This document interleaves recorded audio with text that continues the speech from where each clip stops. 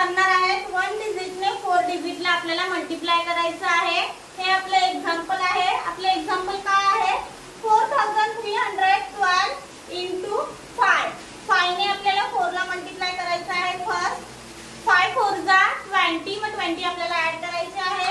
हे 20 आणि हे 0 आहे इकडचं आपल्याला इकडे आपल्याला फिंगर ठेवायचं आहे।